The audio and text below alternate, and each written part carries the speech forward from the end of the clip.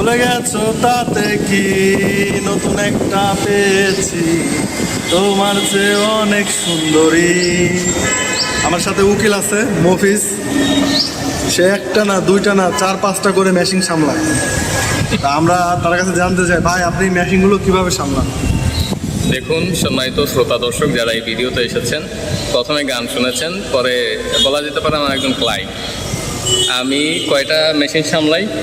কয়েকটা সামলান ভাই, 5-7টা মেশিন সামলান। মেশিন বলতে আপনি কি বোঝাচ্ছেন? ভাই এটা অডিয়েন্সের উপর ছেড়ে দেন। আসলে বিষয়টা হচ্ছে যারা আমার কাছে আসে, অনেকে আমাকে 2-4 জন অলরেডি পার্সোনালি কোশ্চেনও করেছেন, আপনি কি কোনো উকিল পেশায় নিয়োজিত আছেন কিনা। ব্যাপারটা আমি আছি কি আছি না ব্যাপারটা এমন না। আমি ফেসবুকে সাধারণত যেভাবে কথা বলি, যেভাবে কাজ করি, আমার হচ্ছে কয়েকটা ক্যাটাগরি আছে রাজন ভাই।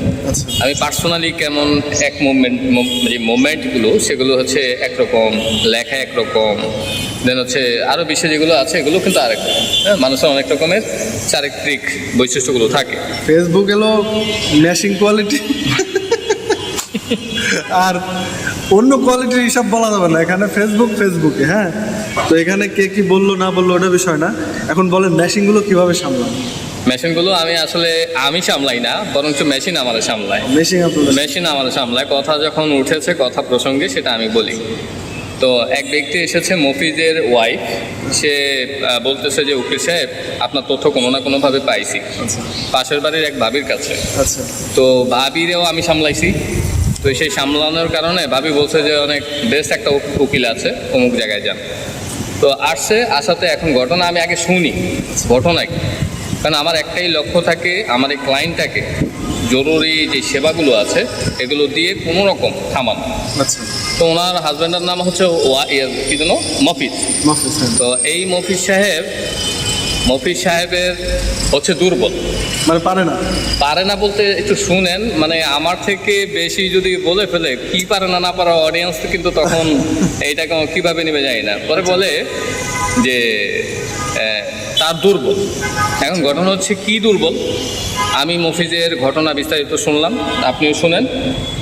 তার মন এতই দুর্বল যে মফিজের সংসার সে এখন করবেই না। মন দুর্বল না? হ্যাঁ হ্যাঁ, আমিও আপনার মতোই ভাবছিলাম যে পারে না বলতে কি, মানে ঠিক মতো মনে খাওয়াইতে পারে না। আমি তো এটা বলবো। ও আচ্ছা আচ্ছা আচ্ছা, কিন্তু আমরা যে এগুলো বলছি, এখানে যারা আছে, যে এই অডিয়েন্সগুলো যারা আছে, তারা কিন্তু ঠিকই বুঝতে পারছে যে কি পারে না। নেগেটিভলি নেওয়া যাবে না তো। আমি ওই যে ইনকাম, খাওয়া দাওয়া এগুলোর কথা বলতেছি। তো ব্যাপারটা বুঝেন, মানে আপনাকে বোঝাইতেছে একটা, বলতেছে কিন্তু আরেকটা।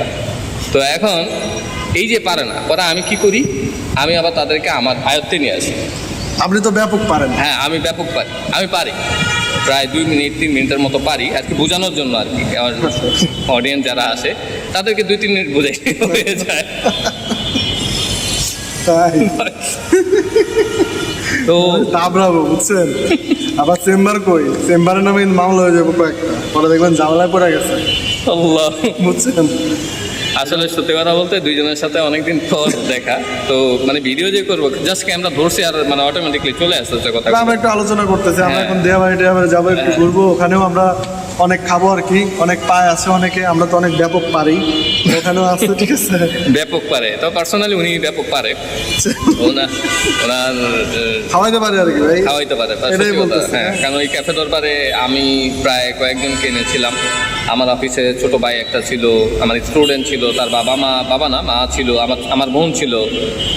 দেন হচ্ছে এরকমই তো ভাই, ভিডিও ক্যামেরা ওপেন করলে 3-4 মিনিট হয়ে যাচ্ছে। কারণ কি আসলে না, বিষয় হচ্ছে মানে অন্তরঙ্গের যে বিষয়গুলো, এগুলো কিন্তু টাইমিং দেওয়া হয় না।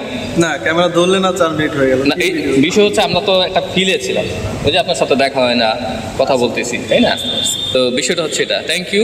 জাস্ট এই ফানি, এটা হচ্ছে একটু ফানি, সিরিয়াসলি আসলে কিছুই না। আর যারা পারেন না, তারা এই যে এনার কাছে আসতে পারেন, এই ব্যাপক পারে। ঠিক আছে ভাই রে ভাই, সবার প্রতি বিশেষ অনুরোধ, আপনারা আসবেন, ভাই কিন্তু ব্যাপক পারে। থ্যাংক ইউ আমাকে এত সাপোর্ট করার জন্য। আমার আরও ক্লায়েন্ট বাড়বে, দোয়া করবেন। কিন্তু সবচেয়ে ভাই আমি সামলাইতে চাচ্ছি না, কারণ যারাই আসে তারা মফিজ বাদ দিয়ে আমার কাছে আসতে চায়। আচ্ছা, এটা তো আপনি ব্যাপক পারেন যেই কারণে আসতে চাই, বুঝছেন? তো সবাই আসবেন ভাইয়ের কাছে, ভাই ব্যাপক পারে। থ্যাংক ইউ, দোয়া করবেন, সবাই ভালো থাকবেন।